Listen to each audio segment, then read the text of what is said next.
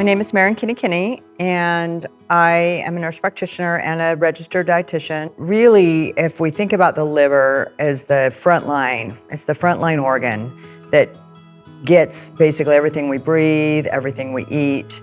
It has to process it, it has to be able to discern if it's important or not, and if it's not, how to get rid of it, because the things that are harmful to us or just aren't needed, our body wants to dispose of. Healthy food and beverage choices for a liver cancer patient. Oftentimes that's challenging because the liver cancer patient can be more nauseated and just have a lot of side effects. Oftentimes patients are told, it doesn't matter what you eat, just eat calories. And I have to disagree. I feel like it does matter what you eat. It always matters what you eat. And you need to focus on calories when you're not eating as much, but it should be overwhelmingly healthy calories to benefit you the most. What we found over time, and especially with epidemiological studies, is that diets rich in phytonutrients. So diets rich in vegetables, colorful vegetables, rich in fruits, especially if, again, they're colorful fruits, in a balance. And then if grains, whole grains, beans, kind of like a Mediterranean type diet that we hear about, it seems to be the most protective to not only our liver, but to the rest of our organs. Still focus on the fruits, vegetables, grains, and then if someone is struggling to get calories, then we just power pack those same foods. So we might do more ground nut butters, we might add more olive oil to our soups, sometimes even a little cream to the soups.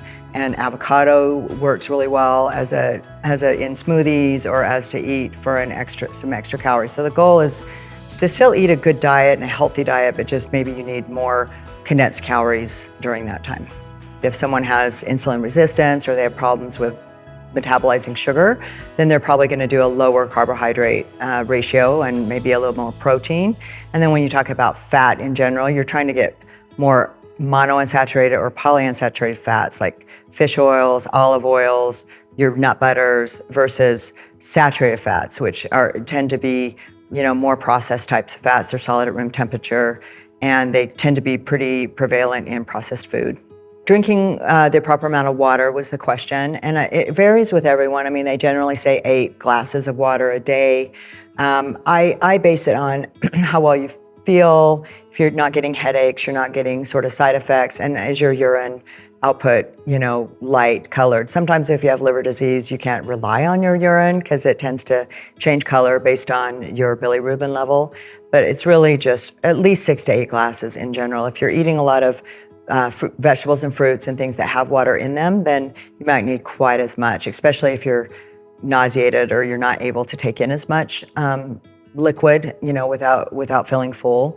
But in general, it's about 6 to 8 ounces a day, 8 glasses of water a day. Hydration as a whole can include other items too, so it doesn't just have to come from water.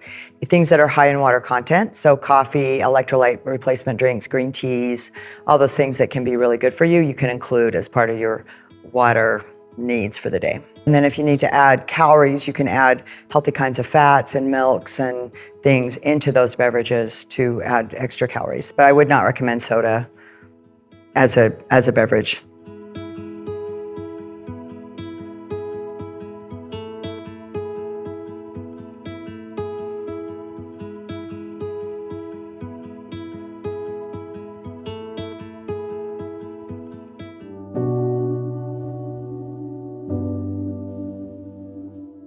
Having liver cancer can affect your appetite by making you more full, more nauseated.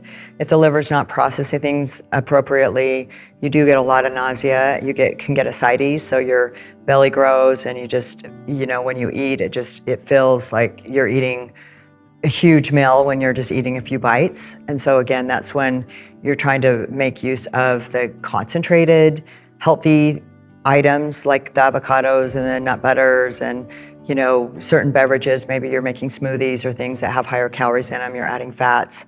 And then there are supplements out there that patients can use. I mean, there's even just the standard supplements that are high protein tend to be reasonably good for a patient. And then they also have plant-based options if patients are gravitating more toward that lifestyle. Supplements such as oral nutrition supplements. So they have protein in them. There's some sort of milk base, so they're soy or milk type based. They usually have somewhere between 250 and 400 calories per bottle, which is around 8 to 11 ounces. And so once in a while, obviously, if patients are they can't really eat food, they're just feeling really full, using those oral nutrition supplements can replace a meal, or they can use them in smoothies or in soups or in a lot of different ways to get more calories and protein.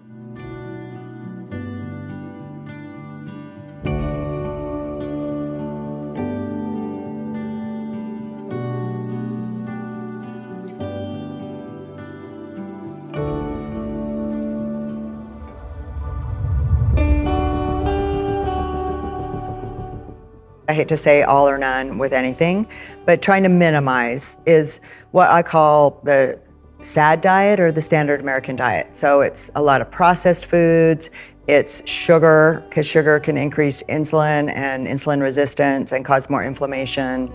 Unhealthy fats, although we sometimes don't use that as much, like if someone needs a little cream or a little bit of butter when they're struggling, then that's the less problematic of the choices, but definitely a lot of high sugar, highly processed food. It's really hard for the liver to get through. It's hard for the liver to break down, and it's increases inflammation. Things that have a lot of ingredients. So things that you read the ingredient label and you have no idea what it says. It's processed breads or processed desserts is a big one. So donuts and cupcakes and all the stuff that's processed. If someone's not used to eating sort of a Mediterranean type diet or a more healthy diet, they're used to eating the standard American diet, and then you say, well, eat this way, to help yourself and your liver, it can be really overwhelming. And so oftentimes what I've done, which I think is helpful, is rather than take away something, I just ask them to add something. So it's like, just add a vegetable.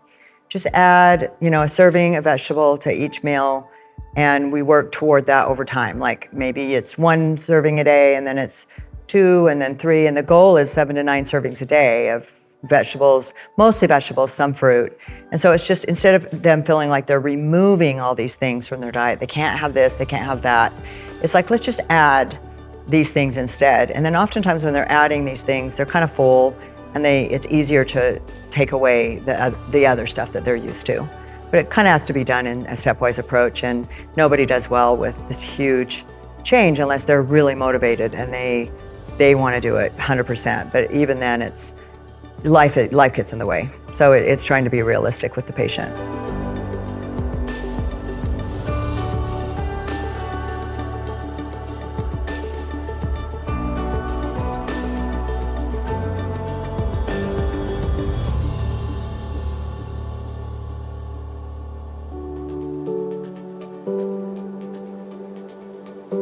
I think it's just being able to focus on a day at a time. And the ways that you're going to get through that is day to day, you're going to eat as best as you can, and these are the ways we're going to do that. You're going to manage your nausea, you're going to manage your GI problems. Sometimes it's constipation, it's diarrhea, like whatever it is that the patient's experiencing, it's trying to have them see short term but also long term and keep that hope going. From my personal experience with my own family members that have gone through liver transplant, and through my patient and the experiences, I think, having the optimistic mindset, saying, absolutely, this is worth fighting for. My life is worth fighting for. My goals are worth fighting for. And it's one step at a time. The control I have, I will take. So I have control over my nutrition. I have control over getting to my appointments. I have control over how I feel, as far as how I want to get through this illness. And I think reaching out to to get help. I've obviously loved ones, even healthcare providers, giving more tools if you don't feel like you don't have them yourself. Because a lot of people go through this journey. It's worth it. I mean, it's worth doing. So I think it's just finding the tools that work for each person to keep them positive.